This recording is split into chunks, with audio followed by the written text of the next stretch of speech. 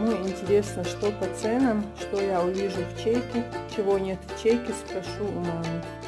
Конечно, закупиться надо было давным-давно, не ждать почти что Нового года. Но ничего, все успеем. Подорожало тоже все давным-давно, вместе с долларом, наверное. В общем, девочки и мальчики, поздравляю всех с наступающим Новым годом. Конечно, у многих нет настроения, многие не считают это праздником. Для меня это праздник родом из детства, честно говоря. У нас сегодня дождь, вчера было солнце, до этого был снег, но я никуда не вышла, абсолютно.